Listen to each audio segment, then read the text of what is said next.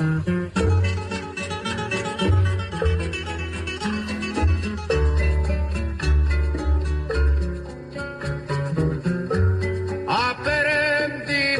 a quererte desde la histórica altura donde el sol de tu bravura le puso cerco a la muerte. Aquí se queda la clara, la entrañable transparencia de tu querida presencia, comandante Che Guevara. Yo, I come from me in the stand. I'm in the field and you just sit in the stands. Take that bass out your voice. If you ain't got no gun in your hand, I do what I want. And you don't even do what you can, you do what you told. I got no love for my foes. They can mimic my delivery and copy my prose. But what they can't comprehend is how I stick to this code. It's either in you or not. It's not the kicks and the clothes. They ain't cut from the same cloth. Can't come from the same loom. Fit in similar shapes or even sit in the same room. Confusing authenticity with part of the costume. I'm teaching gifted children. You can't come in this classroom. Dare to struggle, dare to win.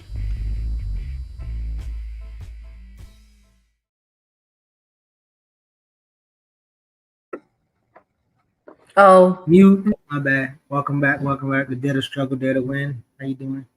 What's going on? nothing much. Just me some B12 because I need energy to get through the next few weeks. So, had a very tired day. So, just trying to. So, Brother Yusef will be joining us directly, and also Steff Reed will be here. You're watching Dare to Struggle, Dare to Win, episode 31, which is a CMB podcast according to CMB Politics, community movement builders. A couple people from Atlanta, me and Cherie, and Yusef was obviously from Detroit. And we're here on Black Liberation Media, where a bunch of politicized people are in the chats who watch and rewatch. So make sure you copy and paste this link to the nearest person who probably have some questions and conversations around Christianity, liberation theology, and all these other things, prayer, all those things. But before we get into that, I'm pretty sure we got some other conversations. So, Cherie, what's been going on and what you got for us today? Well, Yusef shared in the chat this comment that Umar said that a lot of people were kind of shocked about when it came to like a response to Charlie Kirk. And yeah, I know we've already had a lot of talk about the Charlie Kirk stuff. But yeah, we were just talking about that in our chat for the podcast. So we thought we'd, talk a little bit about it here. Which kind of reminds me of the talk yesterday that we had in our all day kind of stream thing. I ended up talking about back when I was in a cult and sharing my cult life when I was in a cult for a year. So yeah, it's just been some interesting topics about religion and how it can be applied for liberation and how most of the times it's not. But yeah, I don't know if you want to share what Umar said. But Yeah, so I think I saw it. I never really verified if he said it, but I think everybody was saying he did. But the quote, Umar says, while I don't agree with Mr. Kirk's rhetoric and consider him to be an anti-Black bigot, I will never rejoice at the loss of life of anyone who hasn't directly participated in the unaliving of a member of the Black community. The Black African race. I am ashamed to see members of my community celebrating this situation. I will never ask you to mourn the loss of an enemy of our race, but to celebrate an unaliving is completely unacceptable. We know all too well that the greatest recipients of political assassination in this country have been our own people. Stop laughing at the misfortunes of others and get prepared. Political assassinations have returned to the United States. I think he is saying, "Welcome, Yusef. Peace." Let him go. We were just reading this quote before we get into conversations in response to it. I know you saw the post and shared it in our chat, but yeah, what was thoughts that came up when you heard Dr. Fubar, as Diallo called him, but Dr. Umar share his whatever that was. I don't even know what that was and why. I mean, for me, honestly, it's less about Umar. I think it's just the opportunity to just get into it. I mean, it's a topic, right? It's a discussion. So how do we steer the topic, steer the discussion? I mean, the subplot of where people in their ideological stance, like, I mean, Umar, I think, represents the back and forth flip flopping. I think a lot of us do. I mean, personally, I don't think nobody's out here wishing anybody get killed. I think that's just in general. But the nature of political struggle, nature of political dynamics, right? I think this is a part of an ideological clarity that could help shape things. Because I mean, people get caught up in distractions, get caught up in trends, and I mean, really, I mean, people who think they really have political consciousness and shit, getting into some real backward shit. Yeah. So I was throwing that out there. Yeah. I'm just trying to find out where they were celebrating, because I seen way more people talking about don't celebrate than I actually see people celebrating. I live in Atlanta, so I was looking for the Kirk pop that ass party all last weekend. I ain't seen not one of them. I ain't seen not one celebration. So I'm just kind of like, when people talk about celebrating a death, I think people need to be really specific on what that actually means. You know, for one, but I saw way more people talking about I saw way more people talking about like, oh, don't celebrate, or I'm disgusted when people celebrate it, and like not as much people discuss with the actual racism, bigotry, everything else that, you know, that man stood for and put out. And so it's just kind of like, yeah, it's always interesting. And then, you know, just kind of how people want to honor the death. And it's just kind of like, you're going to talk about, like, are we supposed to ignore? I'm glad y'all get my humor in the comments. I'm like, because Yusef and Geechee just blame. I'm like, I really thought that was a good one, but okay. Y'all be hating on my humor. But yeah. Charlie Kirk and twerking ass, I didn't see not one. And I was looking for it. But yeah, but people, like I said, for the most part, were jumping to like defend that as opposed to like the actual stuff that he stood for. And then you see a lot of people are revealed, because it's not too long ago where people were saying, oh, Candace Owens makes a lot of sense to me. I align with Candace Owens. And you look at how close she was to Charlie. So you literally have people looking at some of the things that Charlie is saying and not even looking at it as racist and ignorant and bigoted or any of that, because it's so similar to the stuff that Candace Owens was saying. So you have just straight up denial. Yeah, so I actually, other than the things on the feed that was, you know, that I couldn't avoid, but I have been trying to avoid most conversations. I probably saw some people that I know from home not celebrate, but definitely convince other people not to celebrate. But I immediately think of like when the young brother was murdered on the train by that whoever that person was. I do remember what train murder. Is it Jordan?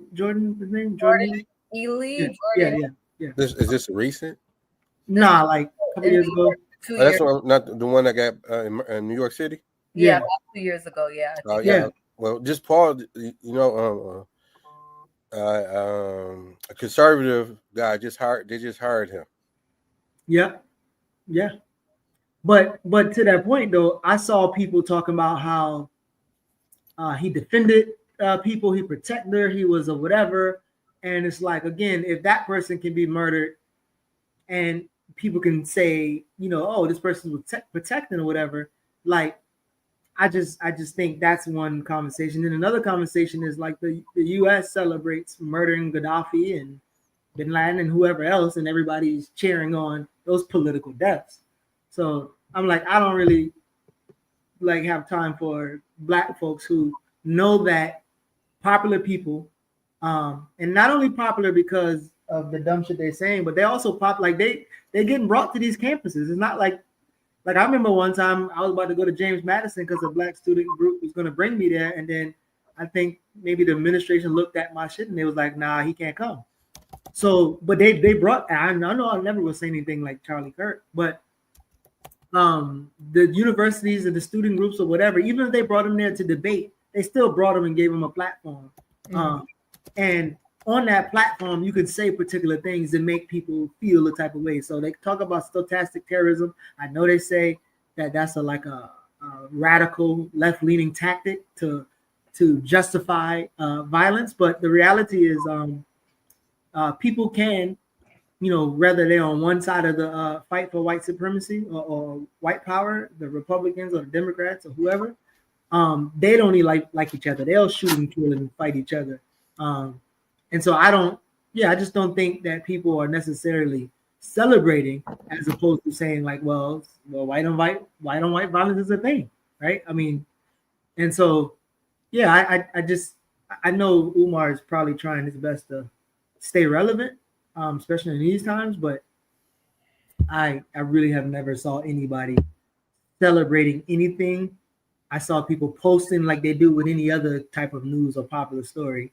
But I know your joke landed better in places, but the reality, I didn't see any yes, like we won, type shit. So I think on my news feed, I was seeing more of a back and forth between certain folks. Like I don't know where it got the origin, because you have folks who's like, "Hey, I'm sorry," or just showing paying respect, for the dead, whatever, and then that or response was like, "How the hell you paying homage to an idiot like that? That motherfucker should die." And I think I was assuming like that's what the morph and the origin of all this shit here.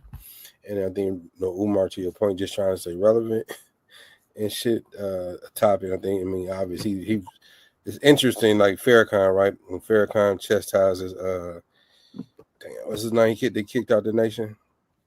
That was right up under his number 2. Khalid. Yeah, he kicked Khalid and all death to Jews, whatever. Same thing with Malcolm. Like the nation is always, it's been part of their rhetoric to say some of the most outlandish shit, but then all of a sudden now you want to protect your image and shit, and so.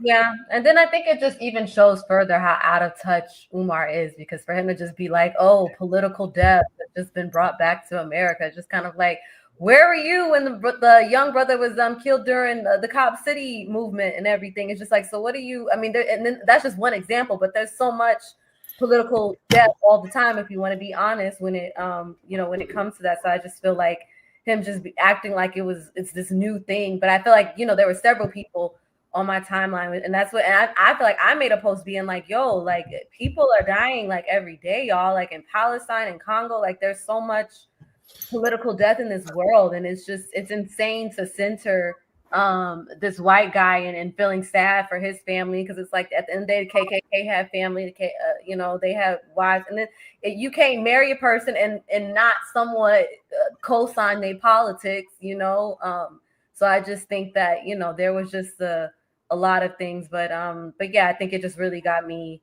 thinking deep about like all the different ties in society that kind of, and just it's liberalism, it's white Christian nationalism, it's all these things that just tie to like this moment of people being very like, trying to show like a moral compass in a situation like this, but not actual violence that is taking place on actual innocent people, all around. And for people to say it's just a difference of opinion and not acting like he didn't have a whole organization. The man was worth $12 million, had a whole organization that actually pushed policy. So it's like, it's not like he's just saying these things. He's actually, his organization is about putting those people in office, getting people to vote for them. Like, that's why they did all of that stuff, when it comes to the office and, him getting flown and all, all the stuff they did with his funeral, like, because he was a political figure. Like, it's not like just a difference of opinion. So it's just like, yeah. Margaret Kimberly called him a mouthpiece for the White House, and I'm pretty sure other people said that. But I mean, other than the fact that he actually says his death and the type of death he had is worth it, like I don't even know why people are still like having like long conversation, but like that's the thing he wanted and that's the thing he suggested. But kind of what you were saying about he don't create these ideas, but he perpetuate these ideas, and he has a large platform to not only perpetuate the ideas but realize them into policy that actually kill people, right?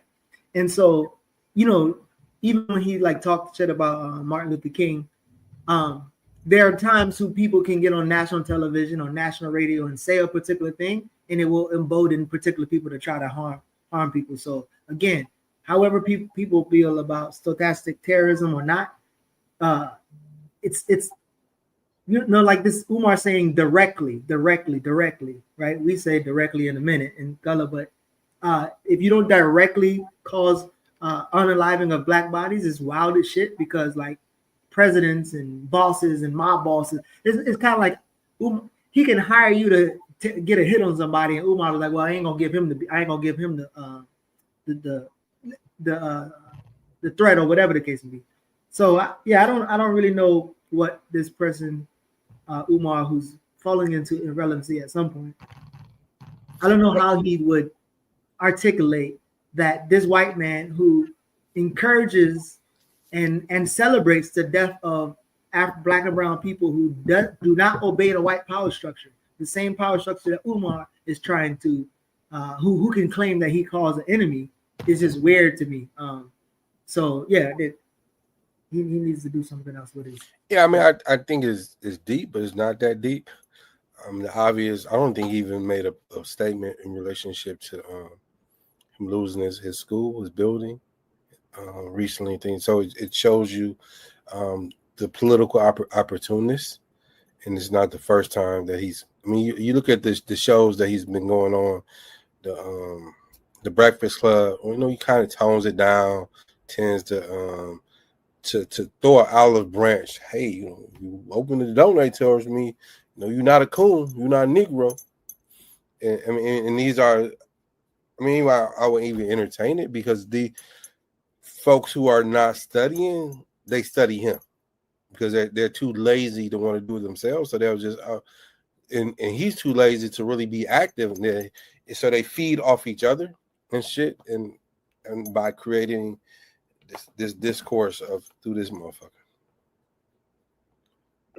Yeah. I think sorry, I was trying to read what you put up. But I think when it comes to him, I think and I don't know, even like, because I still feel like it seems very like, even though his politics were never strong or really stood in any way, like I said, it's just odd that he would even like, it's like you could have just not said anything at all. So it's just like, what really is your intentions by like actually making a full statement with something like this? And then people being like, and then now with, these murders that have happened on these college campuses, that are still, kind of under investigation, but, seem like, hanging was involved and stuff like that.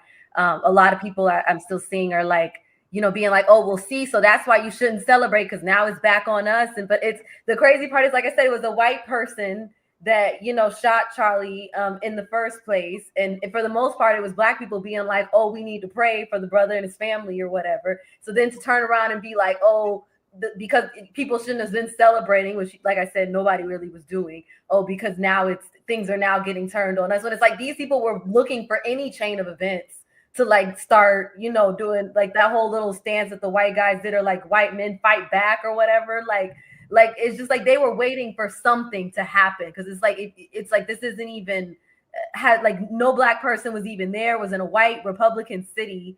So to now be like, oh, we're taking retaliation, and it was a far right person at that. It's not even like it was a white leftist person. Like he was basically murdered because he wasn't far right enough. So yeah, I just think that is just really interesting to me. Like, how kind of like on whatever end, it's just kind of like we're to blame for it. But yeah, and then like, and black people were getting murdered before Kirk. So yeah, so that is, that's interesting. And I blame the lack of political clarity from organizations. Like this be honest. Like what black political organization? When I say political, I mean revolutionary, radical, of that lineage that's really providing political direction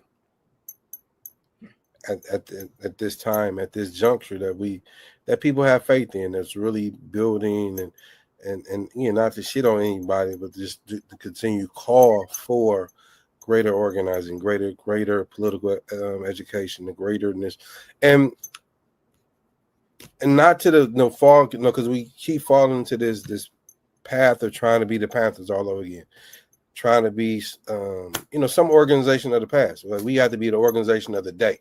Yeah. We have to learn from the past and learn those lessons, and I think that's one thing our enemy has continued to outmaneuver us. Like when I was in LA, and I forget the topic, but it was around awareness and whatnot. And I was like, the enemy, when you think about Malcolm and how Malcolm was able to utilize the media to get his as a propaganda machine. Like, what was that documentary deal? I think it was called The Making of the Devil or something like that. The first documentary that came out about the Nation of Islam. The devil made me do it, or it's something like that, right? But Malcolm was very savvy and forthright to see, like, man, I'm going to use this platform to get our message out. I think like the Black Panther Party to some degree when they go to Sacramento and they march on the state capitol, right? Yeah, I was just talking about that. Yeah. Shortly after that, you got Black Panther chapters happening all over the country now, right? I mean, the media didn't realize how they was fueling our people to hear our message. You see it now. They're very strategic on who they allow and who they put in front of us to be able to tell our stories and political size people.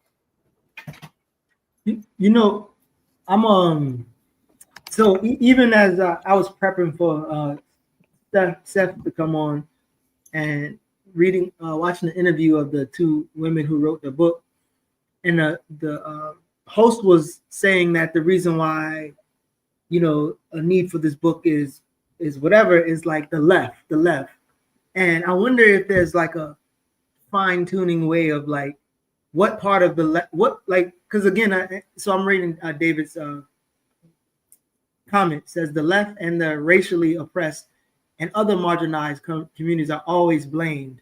That's the system. That's the system at work. And I wonder if there's like a fine balance of like saying that, like for instance, like when people say racism is a white problem, not a black person problem. It's not like our fault that it's happening. But in terms of, I think maybe Yusef saying is like our inability to respond or to seize the moment is the reason why this thing will continuously happen. Or is it being said like, it's our fault? Like, so I wonder if there's a conversation around that makes that clear. I don't know. I think it's like, to me, it's kind of layered because it's like, I kind of went off on a guy that I'm still Facebook friends with from high school, and I spoke about him a little bit yesterday on the live. But he was like a white Republican in high school, like very bold with it. And my school is majority black, and most of us were Democrats or whatever.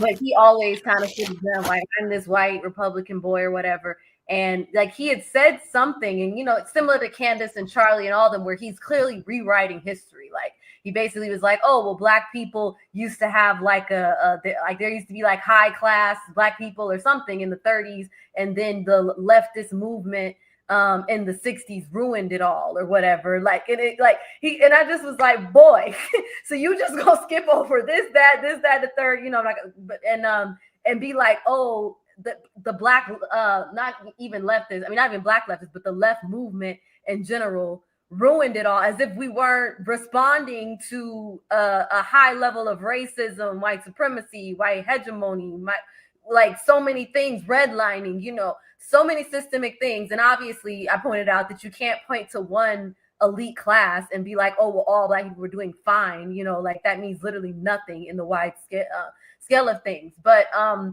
I think it's one of those things, looking at that, like I said, it's disgusting how people rewrite history as like, oh, these leftists just came out of the blue and made stuff harder for everybody or whatever. But obviously it's to be expected from a person like that. But then two, it's like you have Black people, you know, arguing me, kind of saying that he's right or whatever. So then I'm looking at it like this is a failure of, you know, I mean, yeah, of us being able to, you know, propagandize and get our actual stuff out there, because people are now, because now people are, you know, rewriting history and stuff like that.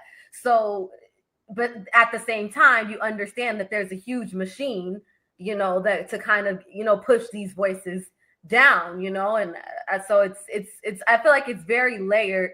But yeah, I think in that scenario, I'm looking at like, why are you demonizing us? So we're actually the good people in this situation. And then B, I'm looking at the Black people making me feel like, well, dang, I guess, you know, we really do need to get better because y'all are now believing a white supremacist telling you about Black history, you know? So it's just kind of like, yeah. And I think as an artist, I think it's just, you know, continue trying to find ways of like, how do you get those politics out there, you know? And I think that's even what I still try to find as far as like my next steps, as far as like trying to do this work, is like, how do you build something kind of like locally or on a smaller scale, but eventually, you know, still spread the word in a way that like isn't, you know, how do you get the word out, you know, to a mass amount of people without, you know, the levels of like industry and all these other things playing, coming into par and that being compromised or whatever.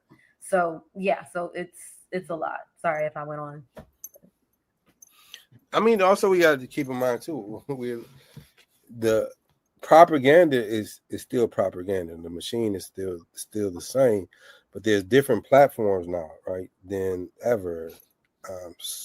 Twitter, Facebook, podcasts. It's oversaturated with propaganda.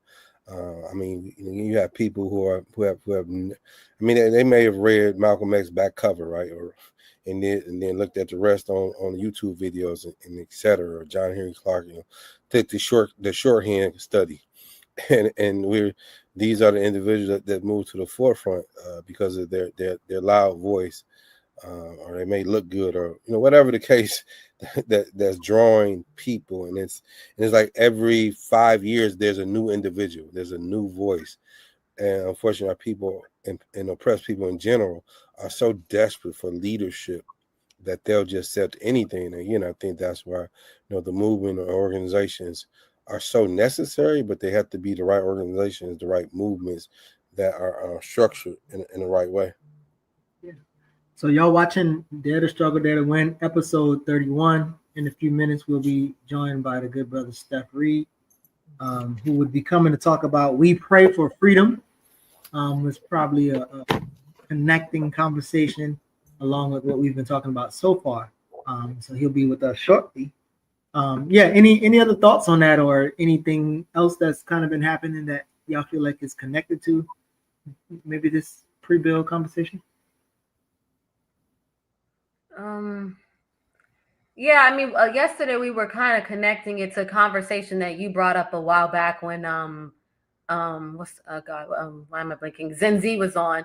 We talked about soft life a little bit. We were just kind of connecting it to this whole kind of far right machine on, like, you know, because I think it was Ricky that brought up the whole nuclear family thing and how that ties into like the whole soft life ideology or whatever. And I was saying, yeah, and I think that even shows too, because I mean, a lot of the women on my timeline that would also be like, you know, soft life, you know, have a husband, work for me, all these other things, are the same women that are like, yeah, you know, pray for Charlie's family, and Charlie was a father, and it all connects. And I saw even this one girl that reposted something that Charlie was saying about like the lack of fathers in the home and Black fathers and all this other stuff. And she connected with what he's saying, because she's always posting about like fathers not being in the home and Black men need to step up. And, you know, it kind of, like I said, it just kind of creates this whole cycle too, when you add in that layer. And I even brought up the awkward part about it all was a girl I went to school with that actually dated that white boy that's my Facebook friend while I was in high school. She's married now, but she commented on a post he made when he was having a breakdown about Charlie being like I'm so sorry, you know, but she's now a soft life influencer. Like all of her content is about how to get a man to pick you and how to be a good wife and well behaved and how, you know, she got her a husband and she teaches coaching classes on how to get a husband. And yeah, she's the same one, you know, so I just thought that was a full circle moment because we thought she was all cuckoo for dating that boy in high school. But it's like, even though she married to a black guy now, it's like she still was under his comments like, I'm so sorry about that. I feel so bad, you know. And so it's just like, yeah, I thought it was an interesting connection. I mean, it sounds like whoever Charlie, I'm about to say Charlie Clips. That's funny. Whoever Charlie Kirk wife was, she was living a soft life, I would assume. I mean, I don't know what she did, but if her husband was flying all over the country, can't stop being booked to talk about bullshit, I mean, sounds pretty soft for her. Yeah, so she was the vision then, because all the black women that, you know, promote this soft life, it's always, well, the white men take care of their women. So, you know, so that was so she really is the pinnacle. But like, yeah, that pipeline is very, that pipeline is not something to play with because it's very much connected. Yeah, so Steph looked like he's queued up and ready to go. We're going to take a break and then get right back to the conversation. So we'll be right back. I'm throwing copper at the coppers, but I'm shaking like Morocco. Say my prayers with the pistol, serve the sinners with the chopper. All my buddies got it from scratch. My house had Betty Crocker. His mama owned D. He ain't even get no shot up. Profit is invisible. Profit come from product. He thinking buffet. He can't comprehend no potluck. God bless the child with his own powder to rock. Hey, what's up, Steph? Happy belated birthday to you. His birthday was yesterday, so shout out to him in the chat, y'all. He's celebrating the birthday as well. But yeah, so this is Steff Reed. We've had him on before. He's a artist, a cultural worker, a bunch of other titles, writer, theologian. He just got another title today. I saw you announce something else that you are now. So a man of many hats, a radical Renaissance man, I guess you would say. But yeah, you got Steff Reed. But yeah, I don't know if you say hi to people real quick. Peace, peace, peace, peace and love, friends. Peace to Black Liberation Media. Peace, Cherie D. Peace, Geechee, and Dr. Yusef, Bunchy, Shakur. Peace to you. Peace be unto you, my family. Okay, so I guess I have my questions written down. So my first question that I wanted to ask, you have a new book dropping. That's what we're mainly here to talk about. Is we pray freedom. And I want to know, what does this book mean to you at a time like this when people are using faith to honor and somewhat protect white Christian nationalists? What does this mean to you coming out like kind of during this time? Oh, thank you so much for lifting up the book, which is out now, published by Broadleaf Books. We Pray Freedom, Liturgies and Rituals from the Freedom Church of the Poor. What is this? So your question is apt. It's important right now. I think it's not new. I think since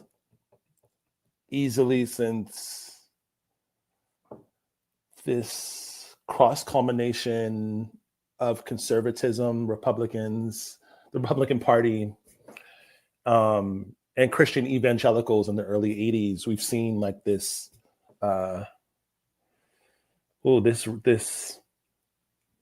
this relationship become hegemonic, like it's become a part of the dominant culture. So then we see the way that the right has kind of co-opted Christianity, co-opted religion, and used it and weaponized it against the people to like divide and conquer, right? And so we're in a time now, fast forward 40 years later, where when you think about Christian values, you kind of automatically think about the Republican Party. You automatically think about conservatism, MAGA, And that's actually a strategic move. What to me is ironic about that merger, one, is that Jesus Christ, that revolutionary Palestinian Jew, freedom fighter, railed against empire. He was an organizer. He was a revolutionary. He had class consciousness. He was advocating for the needs of the least of these. He was advocating for the needs of the poor, of the dispossessed. The gospel is really the gospel. It's like the good news for the poor. Jesus Christ was not aligned with empire. In fact, he was executed. He was assassinated. He was executed by empire. He was crucified publicly. That was the state putting him to death. So I'm saying that again to say, ironically, Jesus was not aligned with empire. He was not preaching prosperity gospel. In fact, he told the rich man, it's easier for a camel to go through an eye of a needle than it is for a rich man to get into heaven, because of the love of materialism, the love of wealth versus the love of the kingdom of God on earth as it is in heaven. So that's a long kind of setting the table to say Christianity, faith, spirituality is one of the ways in which we make meaning. It's one of the ways we produce hope, to struggle, to resist. And it's the ways that we create community and congregate, right? I think that for those of us, organizers, activists, culture workers like yourself, there's many ways in which faith, religion, spirituality is becoming, in many ways, more and more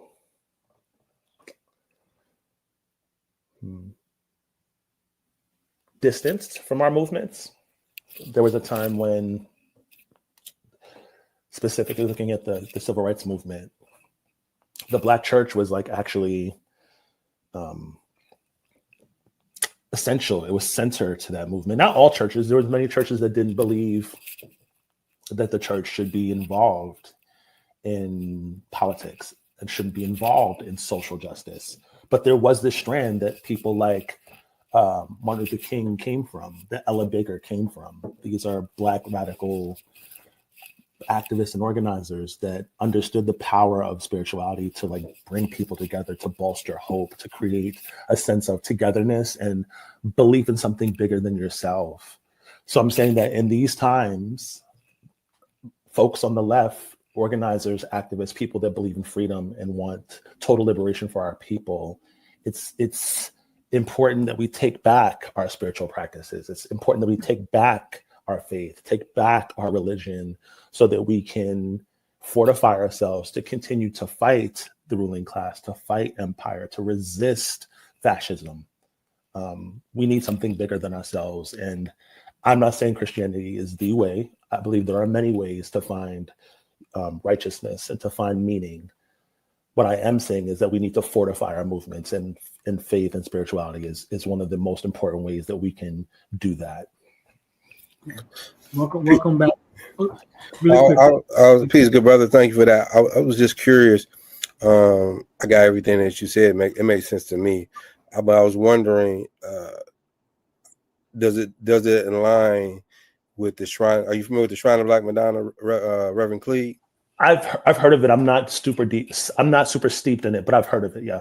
All right. So I'll answer my question. I mean, it sounds like so Reverend Cleed wrote two books. One was The Black Messiah. Honestly, he sounded like he read some of it, where he deems Jesus Christ, as he calls him Black, though, the Black Revolutionary Messiah, and he utilized that philosophy and those principles to pretty much take back Christianity, right? And in the sense of America as a means to organize black folks. And I'll conclude on this. It pretty much was like the formation and that they utilized was similar to the Nation of Islam, but it was a Black Christian nationalism. Actuality, they was neck and neck at one point with the nation. They just, for some reason, didn't continue, or possibly they never was able to get their Malcolm X. I'll say that, because I mean, they ultimately had chapters here in Detroit, still have a chapter in Atlanta, Houston, and other parts, but it just didn't continue. But what you laid out is at somewhat at the premise of their organizing strategy and their philosophy.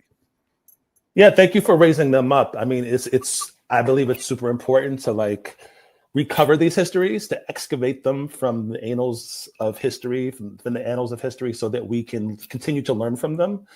Spirituality, religion, faith, these things are not ancillary, right? So you mentioned Malcolm X. Malcolm X was in the Nation of Islam. Malcolm X was a Muslim. And I don't think it's a coincidence that he was able to galvanize so many people, because he gave people something to believe in. Now, it's a known fact that during that time, Elijah Muhammad was against getting involved in politics, and Malcolm speaking up about political issues. But there is a way, by using using Islam, he was able to give people hope, something to believe in, organize people. Similar with Martin Luther King and Christianity, Abraham Joshua Heschel and Judaism.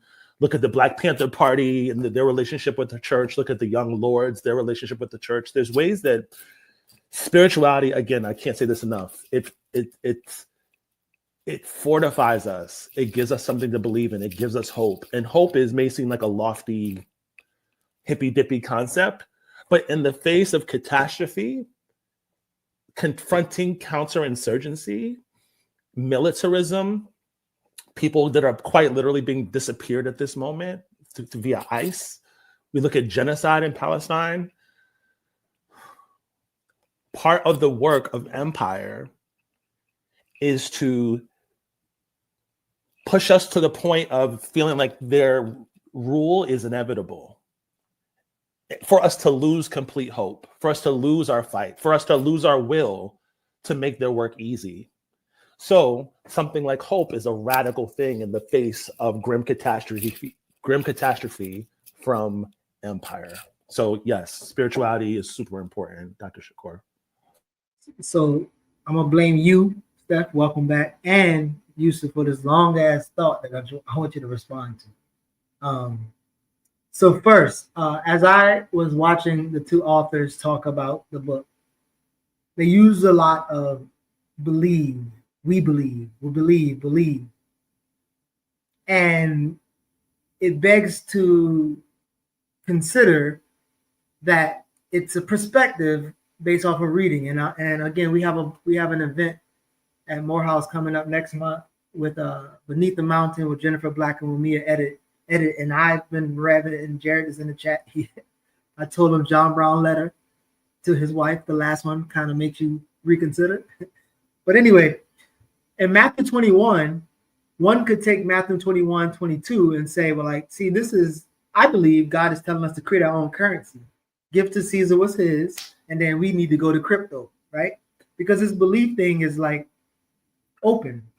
And as I'm thinking about like the organized fashion of white power, even though they're fighting over the methodology of maintaining such a thing, I'm just curious about, like, kind of to use of points. Like, is Christianity a site of struggle to be taken back? What is the political utility of such a thing? The numbers probably look a little off, meaning there are probably more Christianity rooted in, I guess, what Marima Ani would talk about, the acelia, the germinating seed of world domination. And it's like less people using Christianity or interpreting Christianity in a way to free themselves and others around them. So again, I'm curious around the we believe part. And yeah, what is the utility of that? And kind of to Brittany's point earlier, like, you can believe in socialism and that will be something you have to collectively build. And I'm not sure if the belief in Christianity is something that you could build, but then maybe you can share because maybe it's in a social environment that you can build that Christianity aim for. But yeah, again, I wanted to freestyle, but you go ahead and respond. Geechee, you can always count on Geechee to raise the bar and come with the pertinent questions. No softballs with Geechee. All right, Geechee. Here we go. So yes, there is utility in Christianity. We have examples of the liberation theology tradition of Catholics that come Catholic priests that are coming from South America, Gustavo Gutierrez, and others who were using a Marxist analysis to understand the material conditions of the people and using that as a lens to look at the Bible to do what the Bible is supposed to do, which is tend to the least of these, is to tend to God's children. The idea of like an imago Dei or the image of God, like we all are God's children, and there's no reason why we should have billionaires while people are sleeping in the gutter. There's no reason that people should be owning ugobs of property and private jets while people can't get healthcare. There's no reason why we're like living in a society that's throwing away food and super wasteful while while children are starving to death. So there is a way that religion writ large, even Christianity, is aligned with socialist values of everybody having their basic needs met. I would argue that much of Jesus's ministry was healing the sick. It was feeding the people with the loaves and the fish. It was, tending to the people that were the undesirables of society. I think, back to your point, looking at the Black Panthers and looking at the Young Lords, those are two Black and brown socialist formations who both had intimate relationships with the church and did their organizing out of them, right? We look at the People's Church in Harlem, the Son of Man Temple in Oakland. Though these efforts, there can be critiques about them, there's radical and revolutionary potential there. One is because, and I'm working on an article for Forge magazine about this, is churches, though they are losing some sense of relevance in the public's, in maybe the trust of like the public, and there is like the hierarchy of trust, they do hold some moral ground. There is a way that, especially when things get bad, I think people still do turn to religion and to faith leaders for guidance. They still come to them for sustenance spiritually and materially. Often churches will have food kitchens and food pantries and soup kitchens, clothing drives, and they actually have resources to actually help meet the material needs of people and also give them hope and give them love. That's actually something that's very useful.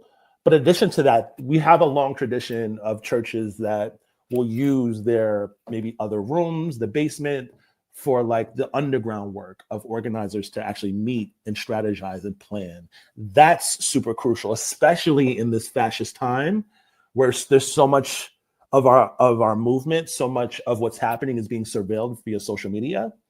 So much doxing is being done for our movement leaders. Churches and religious institutions can offer cover. And so that's like, that's actually an important collaboration to be made there with organizers and activists and faith leaders in these churches, so that we can have a place for cover, a place to organize, to strategize, to get fed our souls as well as our people. Because, and to add to that point, Geechee, many of the people that we want to organize are in church. So there's also that. They also may be at a mosque and they also may be at a synagogue, but our people, not all of them, but many of our people still believe. And for those who do believe, we need to meet them where they are. Though, did I answer your, did I satisfy? Okay. And the last part, belief. Man, belief. If you look back as old as humanity goes, there are like cave drawings, folk art of people trying to figure out life. They're trying to figure out what it means to be human. They're trying to make sense of this world. And faith, spirituality, and religion is one of the ways that we make sense of life. Life is the unknown is scary. Life is scary. And I think it's endemic in people to make meaning. And so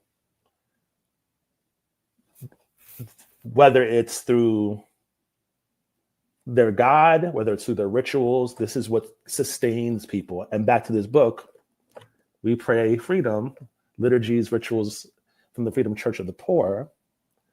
Rituals sustain us. Think about when we like light incense and we like light a candle and we sit in front of our altar. It's a way to like spiritually sustain us. Think about the ways that maybe we prepare for dinner. That's like these rituals help create our reality. What we believe in is basically our reality. Our reality is shaped by what we believe. What we have hope, what we believe in is all reality. So it's all interconnected with this struggle for collective liberation. So I'm gonna end it there. So I'm just, I agree with you in principles and in the essence of the point. And not necessarily what I struggle with, I think what our people struggle with. I mean, the two primary religions that has impacted Black people negatively, positively, however where you land, has been Christianity and Islam. I remember recently I joined a Baptist church, and that's another show, another topic where I joined. But I began to study and read some the Baptist history, and it was profound to me, the things I was reading and going back when we was enslaved. When you think about, it was like chitlins or the pig that was left, and we took it and we created stuff out of it. And I know I'm using a hell of an analogy, but it's the extreme dynamic. And after I didn't finish reading the book, I was just skimming through it, and it made me look at Christianity a little different, and definitely made me look at Islam different, because both those religions, African Black people have had an imprint on them, despite their cultural ramifications of being a white Christian system with rituals, an Arab cultural system of rituals.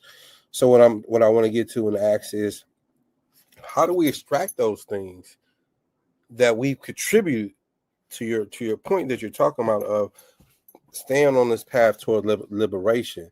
I mean, for one, I believe the spiritual struggle is a political struggle too. So can you talk about that component? Because I think that is necessary in this struggle.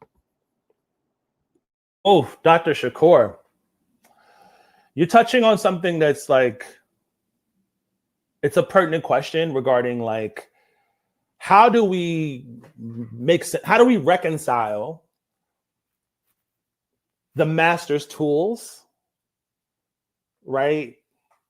There's ways that religion, specifically Christianity, has been used to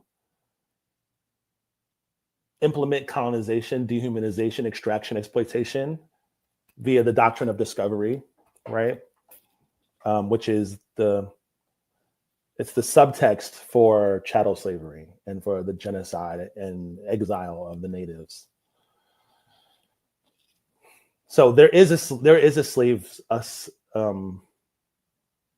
slavery Bible. There is a Bible that has there's passages that are removed and redacted, right? So we have to acknowledge, yes, that exists. That's real. And that's something that we all have to wrestle with. But to your point, Dr. Shakur, I think it's an ongoing. So two things. One, it's an ongoing process to like extract. And I'm a student now at Union Theological Seminary. I'm getting a Master of Arts, a Master of Sacred Theology, and my study at this point in time is social ethics.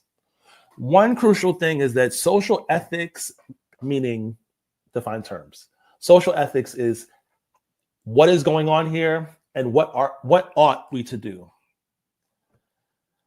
Good social ethics when done well, looking at systems, structures, people, how we interact, how they impact us. Good social ethics is done in community. So this question of how ought we to reconcile the harm that religion has caused us whilst extracting what we need from it in order to liberate ourselves, these are difficult questions we need to wrestle with collectively. This is not like an independent mission. Case in point, before coming onto the show, I spoke to several people in my inner circle about like how to approach some of the questions that may come up, some of the topics that may come up. And it speaks to something I mentioned the last time I was on here, Cherie. My comrade, Willie Baptist, who says, "You're stupid if you think only with your own brain." This is Willie Baptist, who's part of the Cairo Center. I just want to lift that up again. It is stupid to think only with your own brain. And social ethics, when done well, is done in collective, in community. So the question, Dr. Shakur, of like, how do we figure this out? What's the right thing? We all need to do this together, which is why joining a political home is super important. So we can wrestle with the hard questions together and find the solution. I mean, and that's even for the leftists out there, that's part of the whole like the dialectic, right? Is the one thing going with the other thing to creating a new thing. And I think we do that. We wrestle with the tensions together to figure out what works for us. Because what worked yesterday may not work today. What works today may not work tomorrow. But we figure these things out in collective, and we evaluate and we figure out what we need to do together by using the past as a reference point, right? As a reference to like, this has been used in the past. It's worked. Let's see if we can work it. How do we apply it to this particular context? Yeah, so that's the answer, Doctor. That's my response. Okay. Yeah, it just kind of makes me think about what we were going through yesterday and in a study we had with CMB and some other orgs of breaking down kind of like those steps and kind of me thinking about how you would even like consider faith and religion into that of like, well, what is a thing of the past? What are the actual circumstances? And like, you know, how do we apply that to now? Like, how do we, you know, I think, yeah, that is a huge part of like meeting people where they're at. Cause I think even if I mean, and I'm just now kind of understanding more about liberation theology this past year and a half or whatever, but even if I, you know, when I first kind of did my skims through of like people who I've written books, you know, decades ago or whatever about Black liberation theology and stuff about the Shrine Church, and even kind of now seeing this new wave and all that it involves, where I feel like it's just more of like overall like a liberating spiritual framework overall, where I feel like in the past it might have still been like, well, we're still very strictly Christian, but I think now the decolonization is like, okay, like, yeah, you can be Christian and have respect for like, you know, African religions and spiritual practices and stuff too. And, you know, and then there's a, you know, a level of hoodoo where that is brought together and that should be respected. People just applying it to overall, like, yeah, just like a liberatory framework for spirituality overall, I think is what I'm seeing now as like a newer thing. And you're even getting, you know, historical Christians or people that'll say like, I went to school to be a pastor, or, you know, kind of be in one specific denomination of things. But then kind of, like I said, they open it up to like, how do all of these things connect? And I find that pretty fascinating and very like, with the times of like where people are at, because I still do think most people, a good amount of Black people identify as Christian, but I do think we are in this era where like a lot of people are looking for other things, but it still is like, even in these other things, you have to find a way to make the practice actionable. Like people can say, oh, I'm no longer with the white man's religion. I'm not Christianity. I do, you know, this African spirituality thing over here. But if they still kind of have the white man's principles or are thinking about it, you know, like I said, in context to in America, on American soil, then they're not really getting that full, you know, that full understanding, even in a different religion. It's still not necessarily liberatory. it may be liberatory for them, but it's not liberatory for the collective, which you're, emphasizing when you talk about actual collectiveness. But yeah, so I was just thinking, to me, like, how do you think the book connects to actual action? Because I think that's the thing. Like, I can understand liberation theology in my head, but how do I make it actionable towards revolutionary struggle? Like, is it a separate thing? Is it just something that needs to be central to me and what allows me to go out every day and be the best cultural worker, CMB member or community member or whatever you want to call me? Like, is it just, is that just what it is? Or like, is there a way, to like make it an actionable thing with this kind of liberatory faith outlook? If my question makes sense, like, I guess that's what I'm looking for. No, that makes perfect sense, Cherie.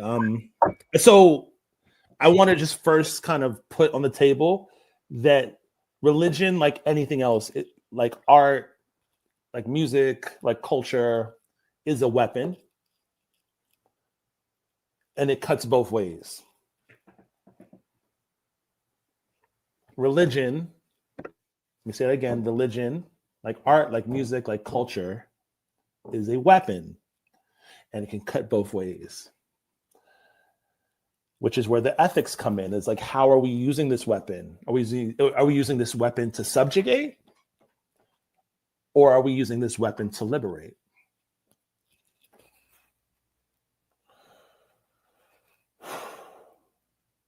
That being said, the liberation theology movement comes out of the late 1960s, and it's a response to mass injustice happening in South America.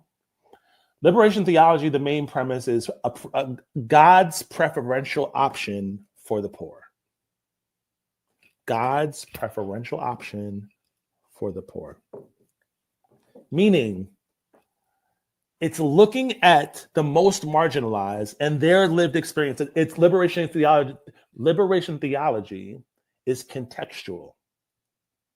Liberation theology is contextual, meaning it looks at the life experience and the material conditions and the systemic oppression, the relationship to that individual and the power structure. What is their experience? And what does God have to say for them and to them? It's a theology from below, right? We have to remember, God was, like, Jesus Christ was not a rich person. He was born in a manger. It was not a theology of the ruling class. So liberation theology is like putting it back in that context. And then out of liberation theology, we get Black liberation theology, we get womanist theology, we get queer theology, and so on, and Dalit theology, and so on and so forth.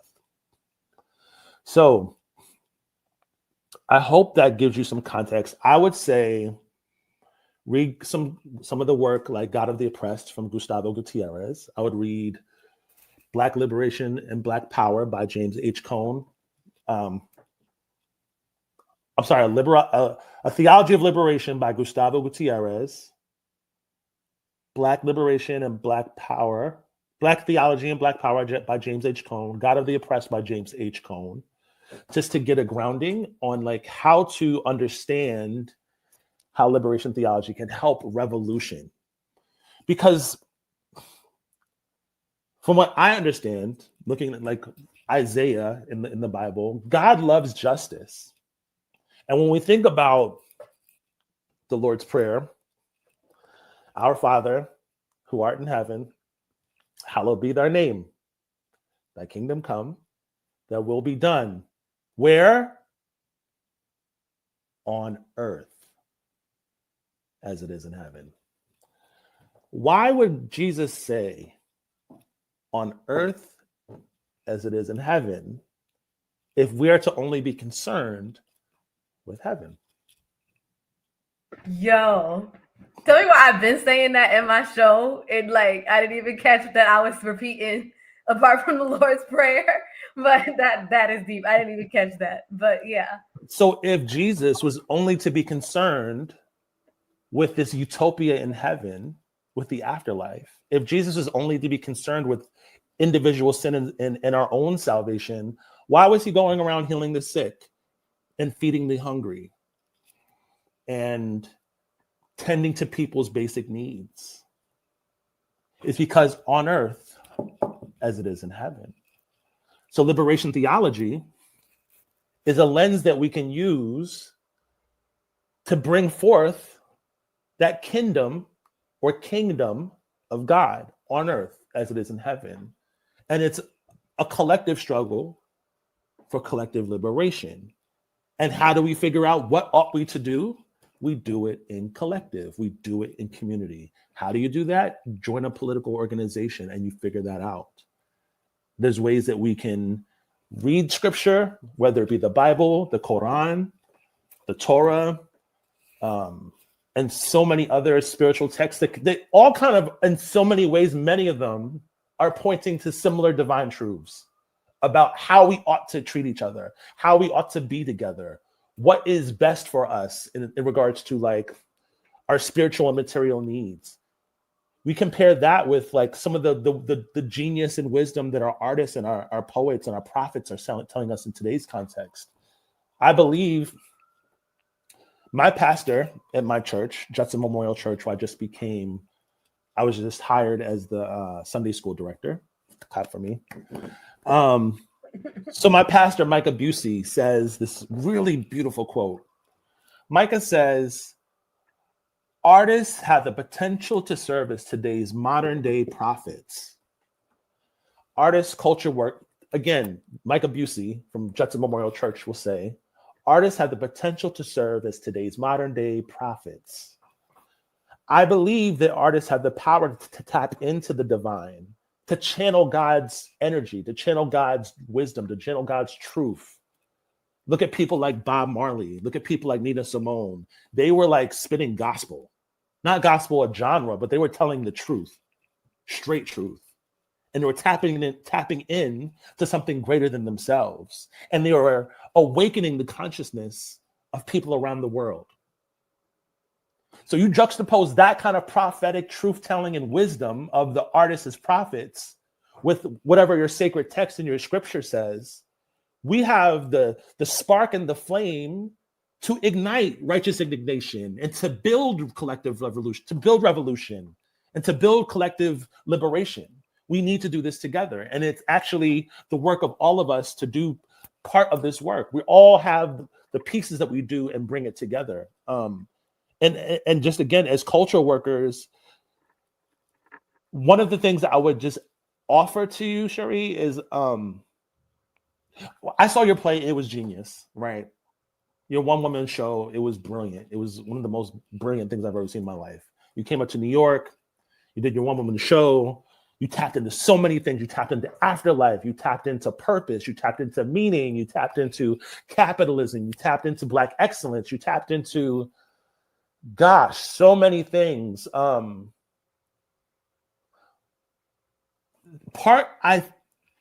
think part of what made your work resonate was that you were tapping into the sacred and the spiritual. I'm gonna say the sacred and the secular. Both. It was the both and, sacred and secular. I wonder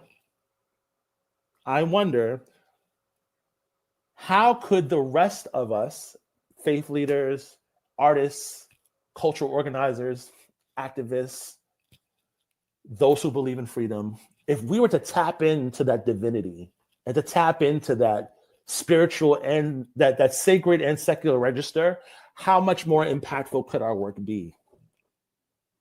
If we're using all the tools in the tool belt to get free, and if we're not agnostic, but if we're allergic to faith, if we're allergic to spirituality, if we're allergic to these other registers of the human condition, not just the intellectual, but also the physical, the body, the embodiment.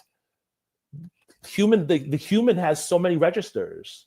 If we are only limiting ourselves to the intellectual, to the mental, imagine how much more we can reach people and transform consciousness if we reach them at an emotional level, at a cathartic, physical, embodied level, at a spiritual, existential, metaphysical level. so much more is possible, and I'm inviting all of us to like really tap into all the things available, because we are whole humans, and it's going to take more than what we're doing at this moment to get free. I'll stop there. You just spoke a word. You got me crying, Steph. Oh, man up. No, I'm joking. So listen, I wanna do something. And this is maybe to try to grapple with like people who argue around epistemology and ontology. So I'm gonna ask the question. I'm gonna play a video and like read a quick passage and argument, and then I want you to answer the question and then share whatever other thoughts, right?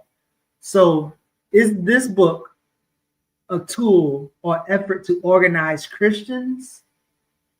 Maybe with the hope that people who are non-Christian and who are focused on liberation accept the reality that a majority of the African people and maybe even other people in this country identify as Christians. So that's kind of that's the question. And then I want to kind of go to Kobe Cambone's argument around why we remember Nat Turner as opposed to why people say we remember Nat Turner. And then I'm going to read a passage from Nat Turner and John Brown really quickly and then get you to answer that question. So this is Kobe Cambone. If anybody remember this beautiful brother, here's something. So the very heroes that will give us strength and give us regenerative power, those are the ones we just say, I'll try to redefine. Nat Turner, he was a preacher. No, he killed Europeans. That's what was significant about it, to save African people.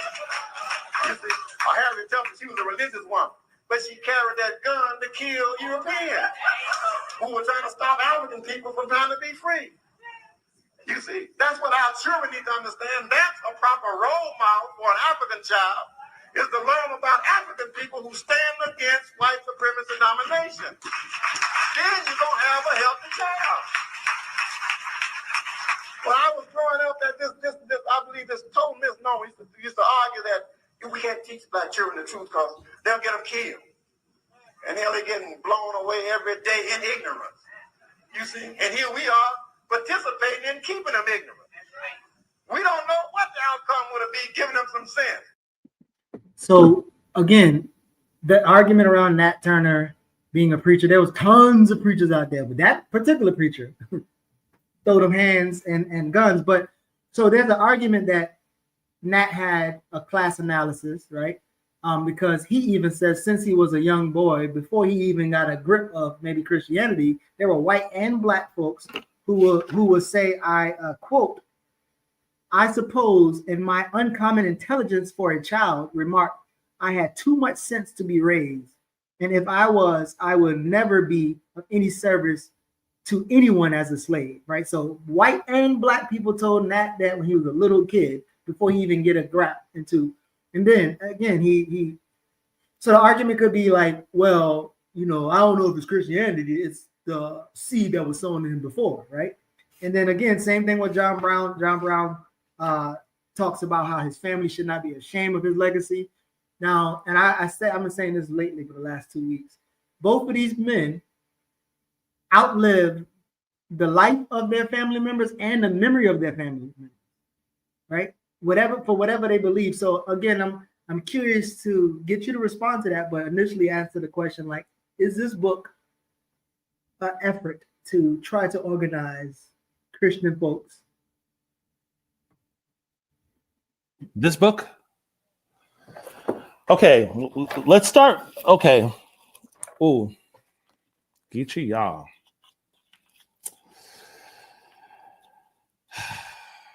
Geechee, y'all. What's your sign, Geechee? That way. No, what's your birthday? Libra. You're a Libra. You're spicy. Okay, so I appreciate the audio clip that you played.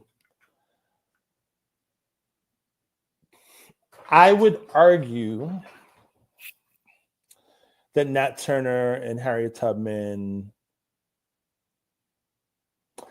I would argue that I would argue that violence is not what makes them special. I would argue what makes them special is their courage,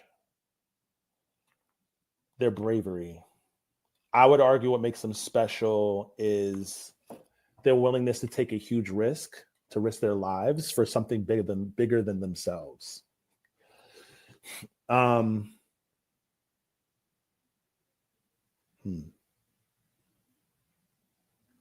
And the truth is, we can find courageous people in all types of traditions.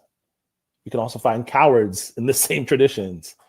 We can find courageous Christians and cowardly Christians. We can find courageous Muslims and cowardly Muslims. We can find courageous socialists and cowardly socialists.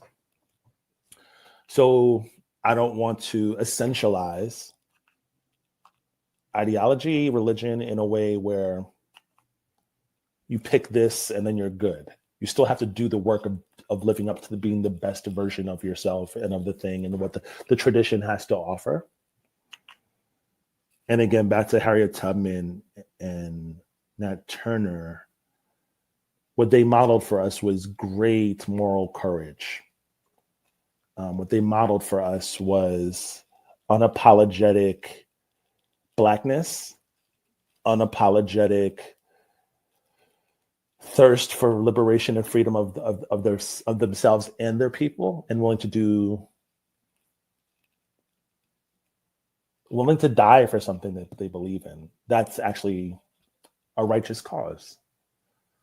I don't want to speak too much on a public platform about the means, right? The methodology. Again, I'm not about to go on a public platform at these times and advocate for violence. So I just will leave it at what makes Nat Turner and Harriet special is their courage, their bravery, their selflessness, the willingness to take a risk, their boldness, their faith and belief in humanity, something bigger than themselves. Now to the book, We Pray Freedom, Liturgies and Rituals from the Freedom Church of the Poor, which you can get right now and is published by Broadleaf Books, is edited by the great Liz Theo Harris and Sharon Rabar from the Cairo Center for Religion, Rights, and Social Justice, where I work as a cultural organizer. And I've contributed to this book. I have, open it up, you'll find me. This book is for anybody who is organizing and wants to fortify the movement. Why do I say that? Because bringing people to organizing is an arduous task. It'll wear you out. Marching and yelling and meeting notes. It is a lot. Organizing is a lot. It's draining. Activism is draining. We have so much burnout in our movements. And there's people that part of the burnout is like, how much gains do we have? What have we won? How far have we gotten? Is any of this working? You know? And so these liturgies and rituals and these songs, it's a form of spiritual and emotional and psychological nourishment so we can keep going. It's a way to refill that well of hope to keep going. It's a way to energize and uplift our meetings when we get together for an organizing meeting. It sucks to listen to someone talk for 2 hours. It does. But like starting your organizing meeting or your convening or whatever it is, if you start those meetings out with a chant, some embodiment, some stretching, some breathing, some rituals, some songs, and then disperse that stuff beginning of the meeting, in the middle of the meeting, at the end, it makes it way more sustainable. So just from like a pragmatic, logistical, applied point of view, using a book like this will help to make your work more improve efficacy. Two is that on the other side of that, if you're already a faith leader or you're organizing with people that are familiar with religion, with faith, with Christianity, when you apply these rituals and liturgies, when you apply this stuff, it will be familiar to them. They're like, oh my God, I feel seen, I feel heard. You're speaking my language. You're connecting with me with something I can relate to. So many of our freedom fighters talk about the people's culture. Not just any culture, it's the people's culture.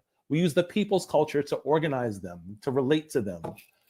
So this book helps us to do that, to reach our people with the culture that is resonant to them. It helps us to make our movement stronger. It helps us to give us songs and chants and things that we can say when we're like mourning. We need these things. I was at a convening in New Mexico. There was an organizer convening in New Mexico back in August. And I remember I met this lady. I can't remember the organization she was with. God for charge my head, not my heart. But she said to me that she's from LA, and she was saying that they were singing songs from the civil rights movement. And I was like, Jesus Christ, why? It's like, she's like, I don't think there's any more new songs. I'm like, there's so many new songs. There's so much new songs. And myself and so many of my comrades are writing them. People from Dream Defenders, people from Black Youth Project or BYP 100, the people like the Peace Poets. There's so many of us that are like coming together. People from the Highlander Folk Center that are like coming together and writing new movement songs and writing new movement chants that we are coming to bring the thing to life. So it feels relevant and it feels alive and not stuck in the past. So this stuff is like, if you want to make your movement, your organizing, your activism stronger, get this book. We Pray Freedom, Liturgies, Rituals from the Freedom Church of the Poor. Out now via Broadleaf Books. Featuring me. I hope that's helpful. I just want to add real quick to Geechee's clip that he showed. I think that we continue to fall in that trap of an either or versus a both and. And even the clip itself is it leaves a lot of nuance and context out.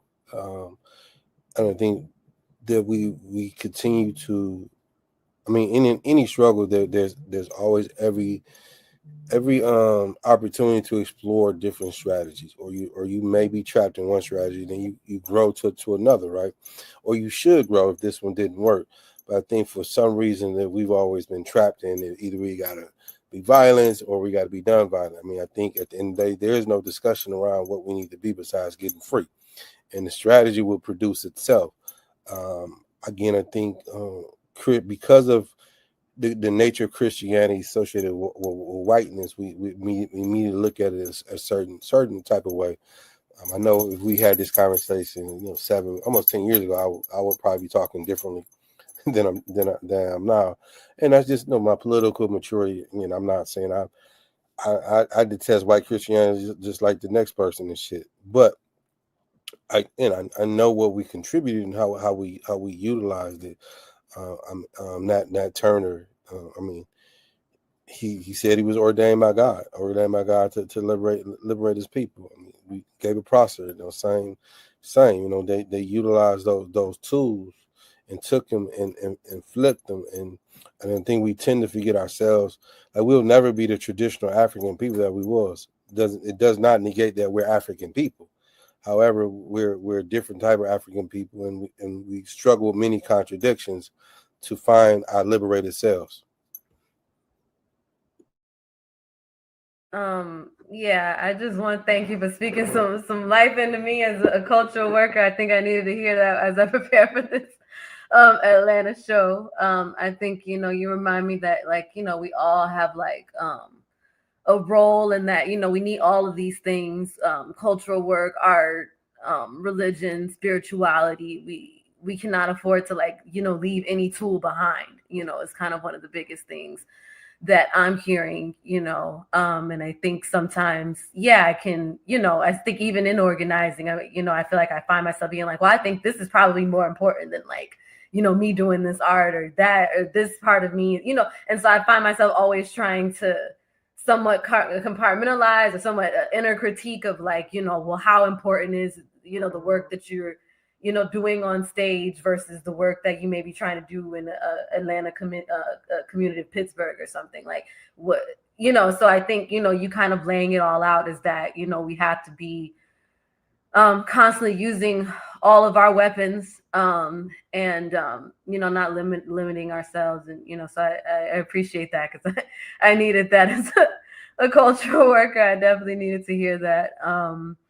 But yeah, I think it is like, I never really thought of it like, but I do. I mean, I've always thought that like art and cultural work was a spiritual thing or like, and obviously when I was like in a church cult, that was like, it was the whole art is your ministry, but I, kind of when I kind of got out of that, I didn't really view my art as much as that. Like I, obviously I've always viewed it as art for liberation, but I think,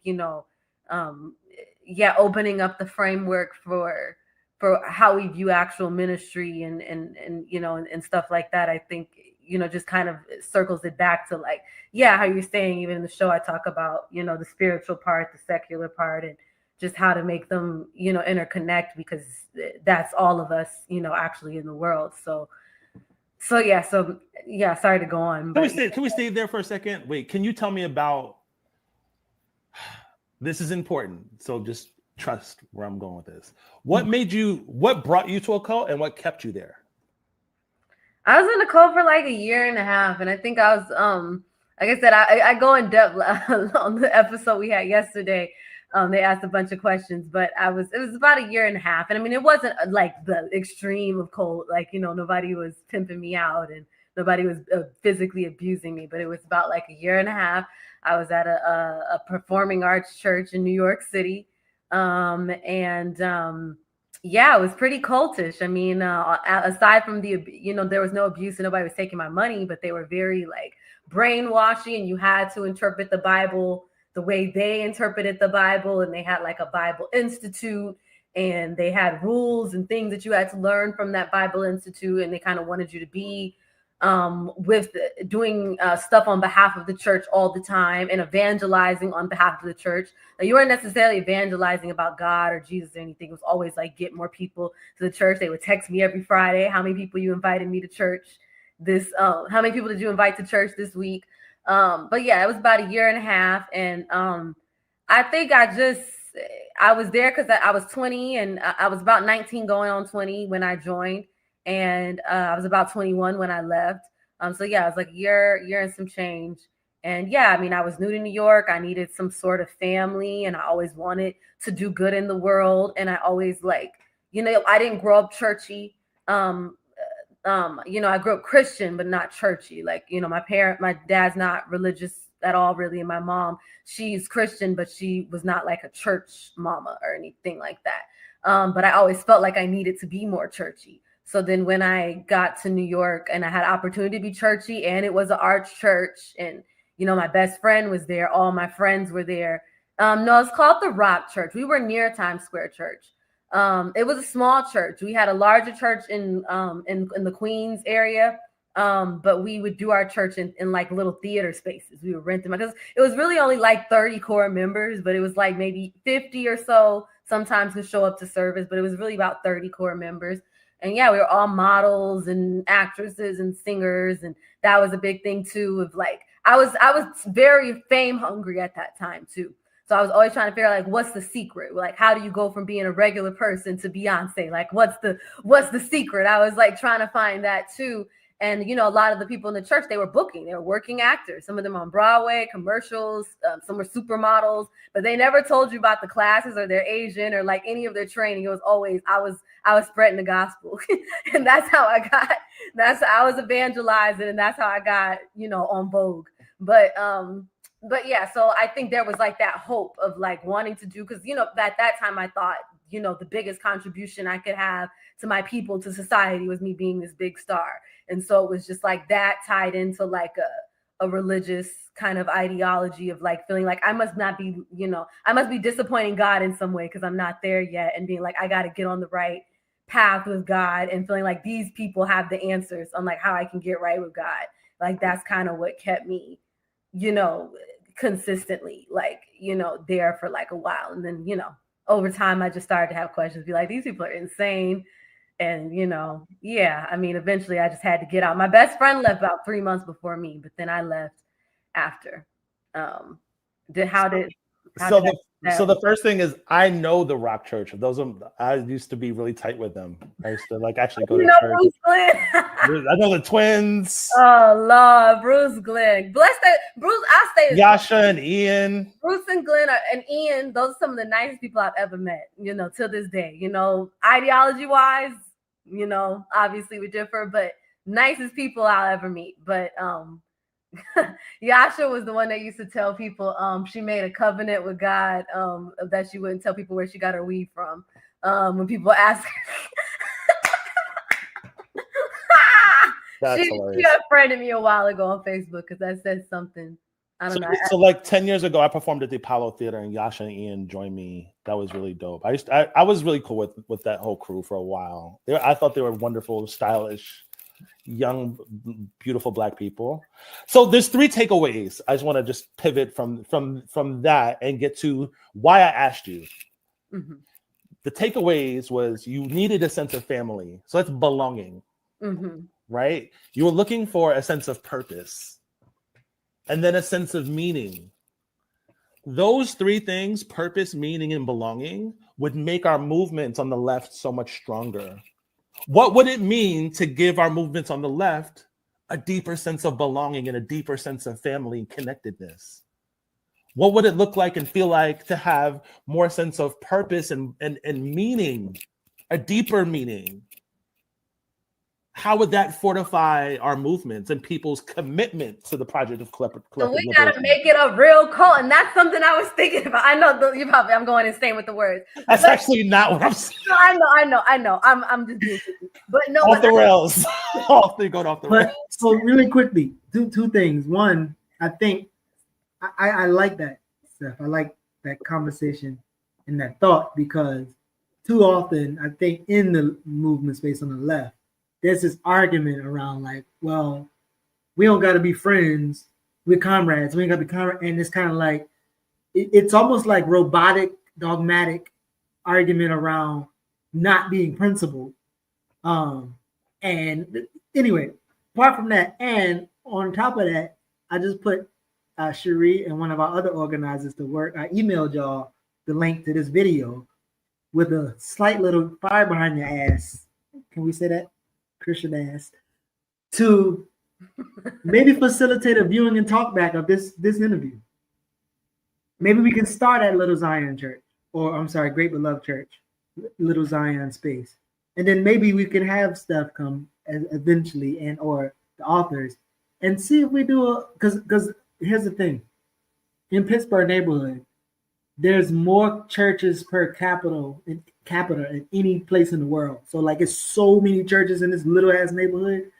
Now, not all of them active and not all of them popping like Great Beloved, but it will be, I'm just putting ideas in your head. It will be dope to do a church tour in Pittsburgh neighborhood, starting at Little Zion, do a viewing and talk back and whatever, however you do it. But I put that charge to y'all. I think it will be dope because this conversation touched a bunch of spaces, but it's telling you that we probably should do another one. Geechee, y'all, you were. I was like, yes, tell it, yo. It is too cold. It is too rigid. It is too robotic. It is too sanitized. This whole comrade culture is corny. I don't want to be a part of it. Like if this is the vibes on the if the day after revolution, this is the vibes. I don't want revolution, bro. Just leave me where I'm at. Like, if we can't electric slide and we can't if we can't snap on each other, if we can't like enjoy, if there's no joy, then this is fine. I guess we'll make it work. I'm being facetious, but I'm just saying that to say, dude, if we look at the Black radical tradition, look at people like Ella Baker. She was building relationships. She was sleeping at people's houses. She was going to church with people. She was building relationships. It wasn't just transactional, you're my comrade, come to the meeting. She was building friendships and relationships. So this whole comrade culture is very cold. It's anti-Black, I would argue. We need to be friendly with each other. We need to love each other.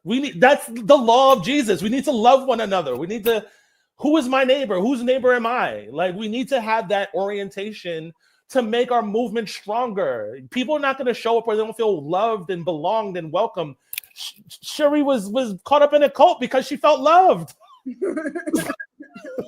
Yeah, I mean, and that's what I'm saying. I think, I was joking earlier when I said make a cult, but I've been thinking of that. It's like, I'll say ew cult, but at the same time, I call myself a cultural worker. And so I was thinking, like, what is the actual, because even you said the word culture, like there's this comrade culture. So in a way, obviously we have like levels to like a cult and, and whatnot, but in a way, like we're all a part of like a culture, and we can create, and as culture workers, we can create and shift that. So yeah, I've just been thinking about that. When you were talking about those things, I was like, yeah. And so knowing that, people are desiring those things, it's like, how do you create culture around something that, people end up becoming a cult about? And how do you remove like the negative culture that could, it still ends up. So I just want to hop in real quick. This is like a super affirming moment for me, because I'm like in the second master's program and I'm studying social ethics and like wondering if I made the right choice by choosing that. Social ethics is so concerned with this right here. What are the norms? How do we act? How do we treat each other? What are the ground rules? What are the community agreements? What is normative? Like, you start there. Like, when we think about revolution, it's not just about overthrowing a thing. It's also about building a new thing. But what is that new thing going to be like? What does it feel like? What does it smell like? What does it taste like? What are the dance moves? What's the recipes? What are the new norms that we're building in this beautiful utopia? We ought to be, we need to be. It's incumbent that we are cognizant and fully aware and engaged in the process of creating new norms and being concerned about what they are, lest we tear down the thing and then recreate the same thing. Build down the structure and build a whole other structure, but the remix of the old one. No. We need to be concerned with the ethics of how we are doing things so that we are mindful not to recreate the thing that we are trying to dismantle with the colonial logic, the capitalist logic. So I think, again, this conversation, I'm going to rewatch it because I feel like it pushed for trying to, as we talked about last night and we've been talking about for a year and a half, social investigation and understanding where people are at currently and what people need to move from. So for instance, like the idea around love is like, understanding who you're loving and making a choice to meet them where they at and build with them, right? So if US is in a condition where, again, because I think people can argue that cadre and cult would be the same. We're like, oh, these people in cadre orgs, they're like in cult. And really it's like there's a discipline and a cultural or ethics or some type of ideological line commitment to it that's probably more clear. And I'm like, but to your point, it's like the cadre. Did somebody even pin that or talk around that? A cadre environment? I'm not cadre, comrade environment, whatever you said. But I feel like that's comrade culture. Yeah, like, but I feel like we need to like. Yeah, it's just something that I've observed, just like trying to find my people, trying to find my tribe on the left. I've been around for a while, and what I notice is so much of the left is just this. It's like, I don't want to hang around you people. You guys you read all the right, and they read all the right shit. They have the right analysis. They have the right take. They read all the right shit. All the right books is there. All the right videos. They know all the right quotes. But they're not wavy. I don't want to hang around you. You're not. You don't feel good. I want to be around people that feel good, where I can hug, we can laugh, we can cry, and then we can figure out how the fuck we get free. Listen, I need you to write that for grassroots thinking. This comrade culture. Seriously, I'm not playing. But yeah, I don't want to keep you too long. We can dabble a little bit more, but I know we should be wrapping. So let's get into the elephant in the room. Cherie, go ahead. What's the elephant in the room? I texted you about it before I got here. What was the? I was like, oh, I don't know. Maybe I'm still lost. I know why you was late. My hesitation was coming on because of you okay, yeah, you were, and I was kind of like, you'll be fine. But I think I just was looking at some Virgo shit. I think that's why I wasn't even. I was like, he just on his Virgo because he was trying to like get the questions and stuff ahead of time and kind of be prepared. He was like, maybe next week. I'm like, oh, here he go, trying to have like the perfect thing. But me knowing you, I'm like, you're so spot on. Like when you know, like when you say. Like you know, you're good with your words and how to get your points across. And it may take you a moment. You may have to stop and do this, but I was very confident that you could answer the questions and things. I was like, you don't need to have everything pre-written and, you know, like it's in you. Oh, so he wanted the prep, which I'm okay with prep. No, for the specific topic. Yeah. For the specific topic. So let's get to it before we end. Let's get to the Charlie stuff. Oh, that one. Didn't somebody like lead a question about Charlie and Black Christians or something like that somewhere? So maybe you can answer that. And damn it, somebody put that back in the chat. I guess I just wanted to know your overall thoughts because I do remember seeing you say something like, "I don't have a take" because I'm friends with you on Facebook, and I was like, here it go. Question, Nene.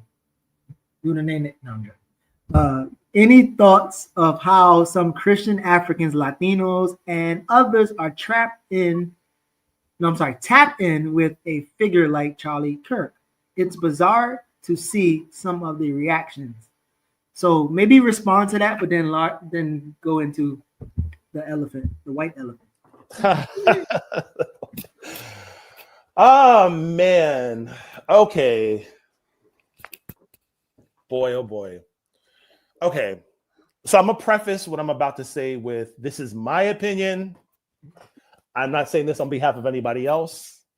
I'm saying this as an independent individual, not any of the institutions that I am affiliated with.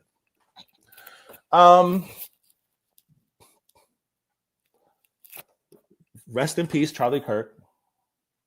Thoughts and prayers to the family, to the children who will now grow up without a father. That is awful. My thoughts and prayers and my heart goes out to the family of the shooter who had to turn in their child. That's got to be devastating to have to turn your child into the feds. We're looking at two families that are broken up. I can't imagine their suffering and their pain in the aftermath of this awful event. Death is hard. Incarceration is awful. And there's no words. I don't have a critique about that. I don't have. It's just awful, and I genuinely, from the bottom of my heart, I pray for those two families and what they're going through in this moment. I can't even. Yeah, that's a real thing. It's not like clickbait. It's not, internet fodder. Like, this is real life, and we can't, which then speaks to a larger issue, right? Of like the U.S. has a larger issue in regards to violence, the fetishization of violence, of like consuming violence. The lack of resources, mental health and otherwise, to deal with people's traumas. We also have a way that the media is weaponizing opinions, weaponizing narratives, and it's actually bolstering these dissenting voices against each other to create like this divide and conquer among the 99%. We're in a time where there's immense wealth inequality. People are suffering. Poverty is one of the top killers in the US. There are children that are starving, that are homeless. There are people that have hospital bills they cannot pay, people that are struggling to afford groceries. And yet we have this phenomena of violence that we just seen play out in a very real way. I think one of the larger issues is we have leadership that is doing like this major like psyop of creating confusion. Donald Trump is actively creating confusion and chaos. He's fanning the flames of like discontent, of fear, weaponizing the other, whether it be trans people, Black people, immigrant people, Muslim people, anybody who's not white, Christian, male, cis, heterosexual, all those other people become other and they become the enemy. People are hurting. And rather than bring people together, we're just like living in this hotbed of just turmoil. And we're like turning in on each other. Charlie Kirk, God rest his soul, claimed to be Christian and advocate for Christian values on one hand, but on the other hand, is speaking down on people and is demonizing people and dehumanizing people and perpetuating narratives that are harmful to vulnerable people. To me, that is deplorable. It is despicable. It is, there's no excuse for it. It's inexcusable. That doesn't mean that he deserves to die. Charlie Kirk was a white Christian nationalist friendly with fascists. That does not mean to me that he deserves to die for being a fascist, nor do I want to die for being a socialist or a Christian or a Black man.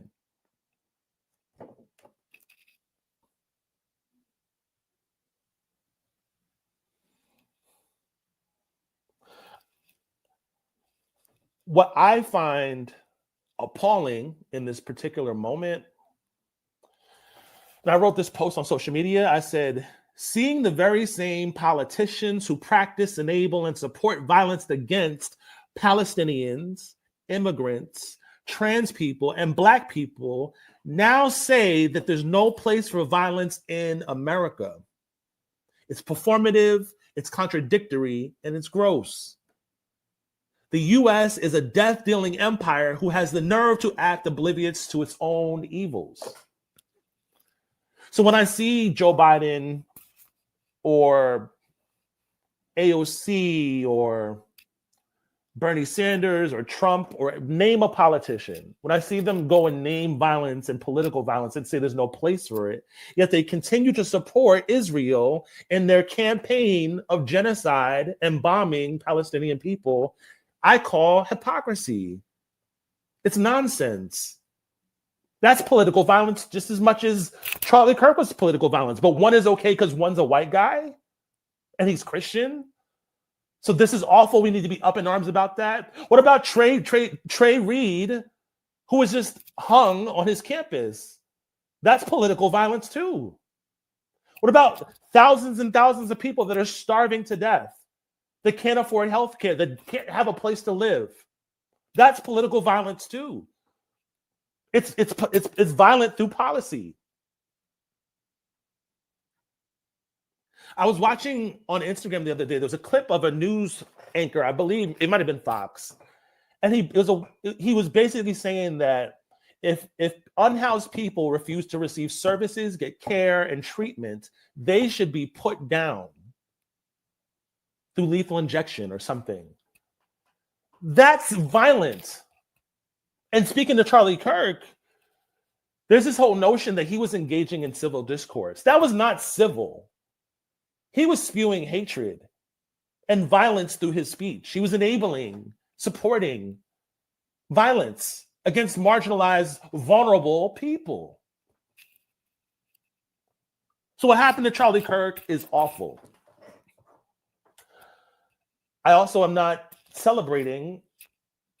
I refuse to celebrate his death. I refuse to celebrate slaughter.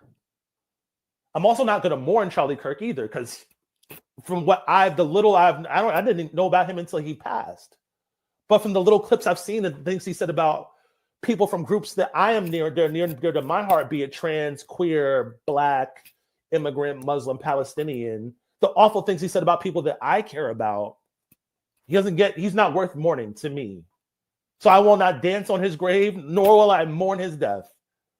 But I do pray for all of us that we learn from this and build power, that we mourn together the loss of humanity amongst ourselves, that we are turning on each other. Violence, this phenomena of violence that we're witnessing, it's like it's very quickly become like this like political entertainment circus. Meanwhile, people are starving. Wages are going down, staying the same. Rates for rent and everything else is going up. And we're arguing about this clown. We need to actually look at the circumstances that are producing this clown. We need to look at the circumstances that are producing this sense of like white replacement. The ruling class is like laughing all the way to the bank. And I say it's time for a revolution. We need to build power, collectively organize, and we need to fight for collective liberation. Everything else is a distraction, including this clown. God rest his soul. So thank you for that. You actually made me text my sister, ML. ML, we talk often, study groups together, known each other for years. But we have a conversation around her work, around abolishing the death penalty. And I've heard of line before. In effort to save Black folks, and this is a political fight, obviously, on the death penalty, she would also be against the death penalty for a white racist who on death row. And I'm wondering if these conversations should be in the same space outside of the emotional responses to what's happening and all these other things. So again, that's one thing. But then I also think about the political context that predates Charlie and Charlie's mother, that consequences are in this world, whether you want it or not. And political violence doesn't stop at the barrel of a gun. It also political psychic violence. So he was highly engaged in political violence, and he caught what people engage in political violence catch, as we all may do in some type of form or fashion. And I think, again, words, right? Today in one of our groups, one of our conversations, folks was talking about trust. I think it was trust. And then I was thinking about all of the tiers of trust. Like, you can trust somebody to do something. Like, you could trust somebody to be an asshole. I trust that you're going to be an asshole because you know what I mean? You could be dependable to me. You could have care for me. Like, there's many ways. And I know this fucked up language that we trying to use. But I wonder if, again, we're having a conversation around what this celebration and whatever else. What's the opposite? I don't know the opposite of mourning, celebrating mourning. And then even as we say, like, pay respects, like, what does that look like? It is, so yeah, I think this is an interesting conversation, interesting stands, and I appreciate for you being vulnerable and transparent. Yeah. I'm just thinking about conversations of, again, as I said at the top, like, does that fit in that space of, like, this is why this is my line, because I don't want a society where this is whatever. And so Yeah, it makes me think. It makes me think about. It makes me think about what Ta-Nehisi Coates was kind of saying when he was promoting his new book, The Message. He was saying apartheid is wrong, full stop. So whether you're a racist or you're or whatever thing that I may not agree with, maybe you're racist against Black people. Apartheid is still full stop. No, I don't care who. No, that's wrong. And he mentioned the death penalty. If I don't believe in the death penalty, that's if my ethics says the death penalty is wrong, it's wrong regardless of who, whatever the reason is. So yes, we actually need to trouble all that and actually figure that out collectively. I spoke to my best friend as one of the people I said as consulted with before coming on here, and something Marlon Richardson, aka Unlearn the World. He's a hip hop artist out of the Bay Area. He's an educator. He runs a nonprofit called Hip Hop for Change. So something Marlon told me was, look at what they did to Charlie Kirk. Now, what do you think they're going to do to you? That was something that's been sitting with me. Is if white people are willing to do that to white people, what is in store for the rest of us who are the enemies, quote unquote, considered enemies of the state?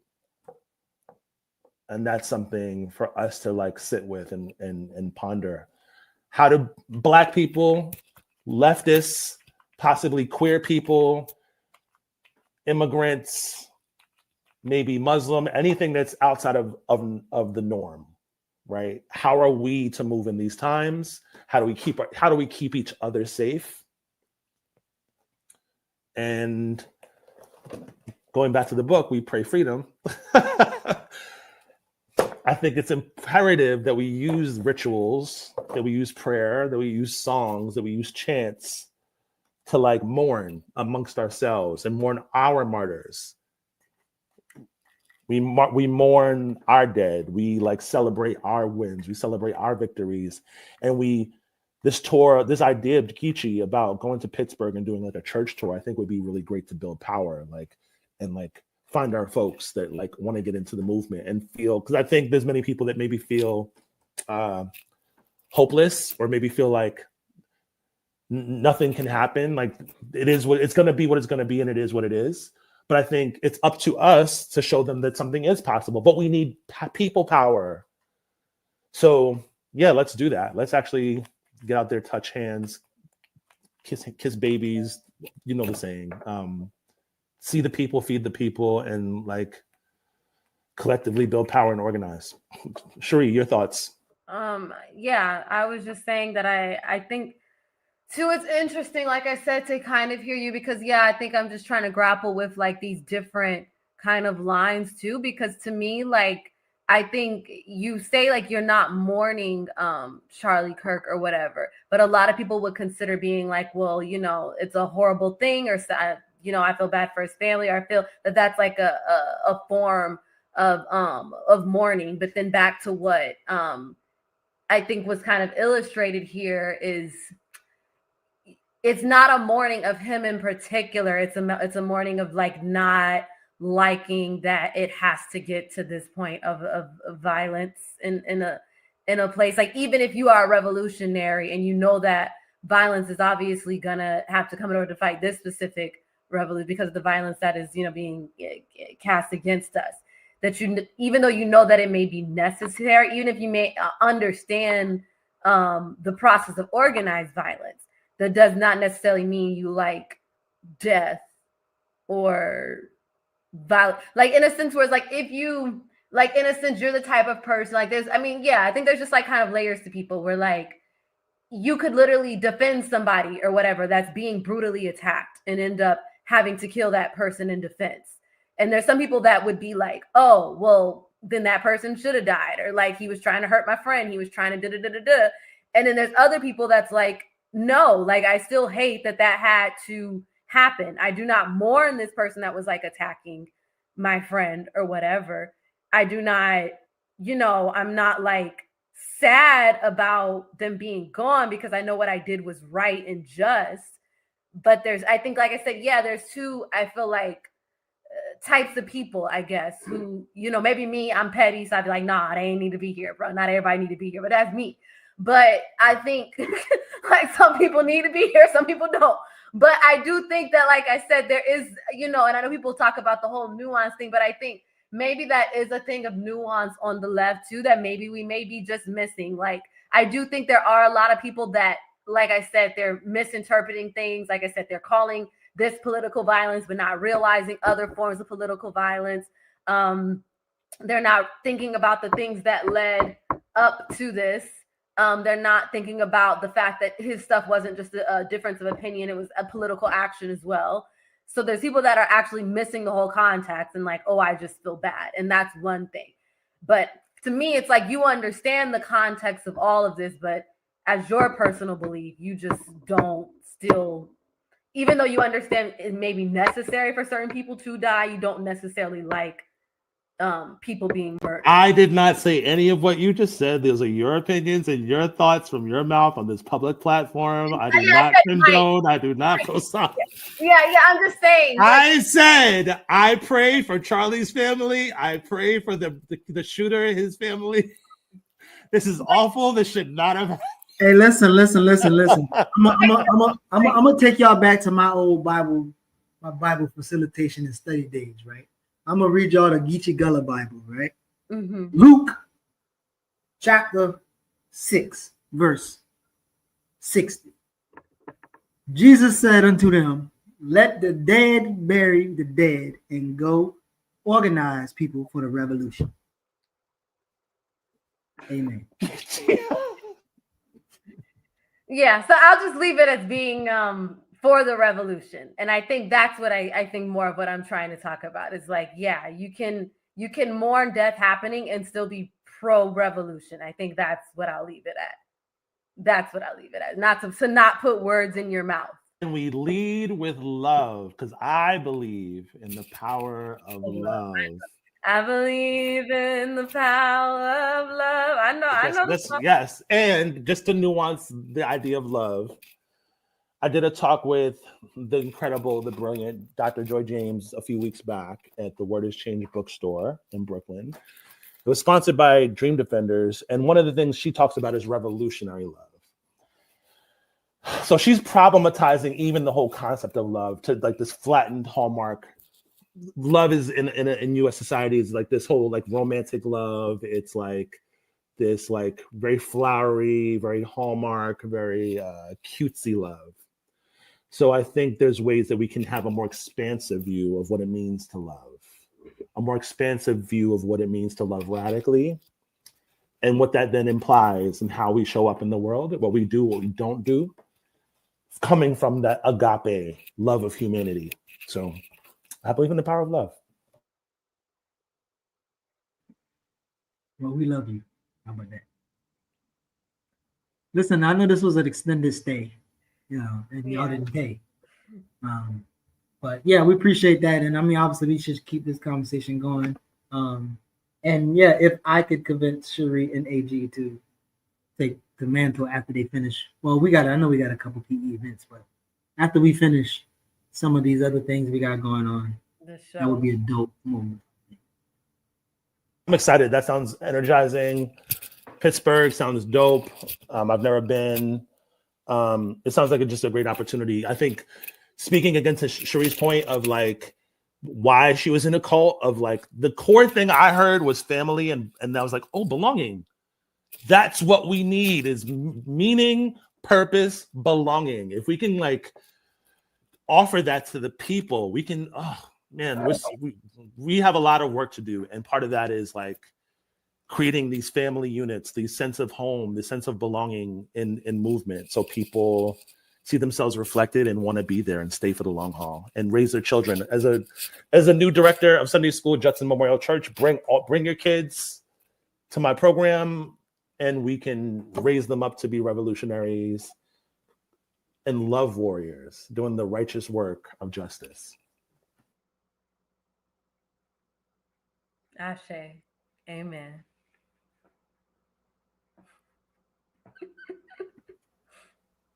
Cherie not reading the chat, private chat. She just laughing and just What am I supposed to? Oh, you put something in the chat. Oh, take the guest out. Oh, okay. Sorry. It's a long day. My bad. So I'm just like, what's about And then to she read it out loud. Oh my gosh. Go Okay. ahead. All right. So it's too late. My bad. I'm sorry, Geechee. Very unprofessional. I'm sorry. But yes, go get We Pray Freedom. Right now I just got it on ebook. I'm excited to read and amp up my revolutionary spirituality to do the ministry, to do my ministry.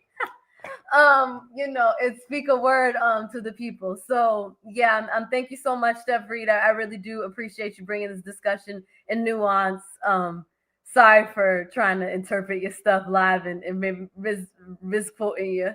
But yeah, definitely, I think I'm pretty clear on kind of where you're at, and is dope to, like I said, have this discussion. And thank you for speaking a word to me as a cultural worker, as always. And yeah, anything coming up, Geechee, from you? Well, we're just taking the guests out, so peace. Oh, okay. Oh yeah, we're just taking stuff out. Okay, gotcha. Good to see you, bro. Bye, Steph. Thank you. Sorry. All right, yeah. Now wrap up. I know I'm off. Sorry, it's late, and I didn't sleep a lot last night. Well, yeah. Any quick reflections before we wrap up? Thank y'all for tuning in for this extended conversation. Yeah. Anything you got? Yeah, just the cultural workers got something to say.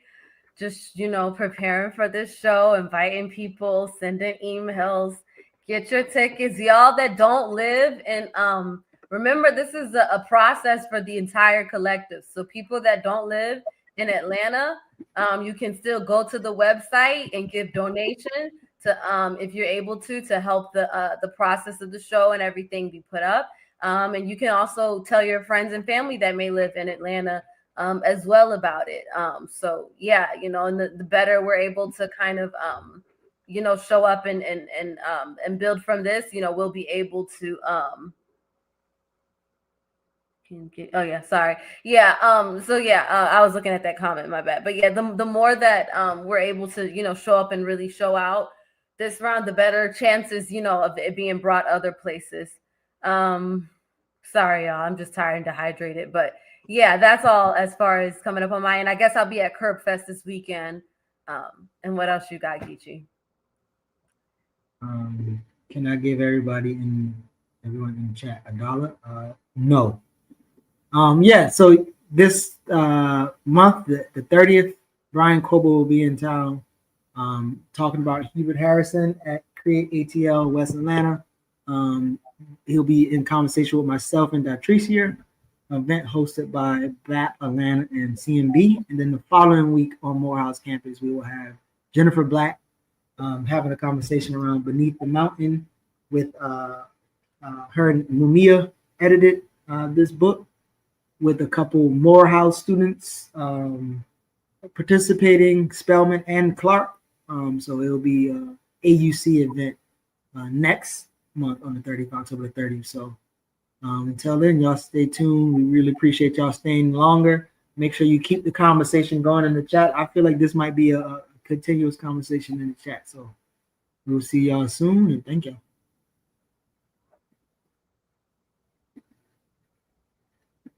Here you go.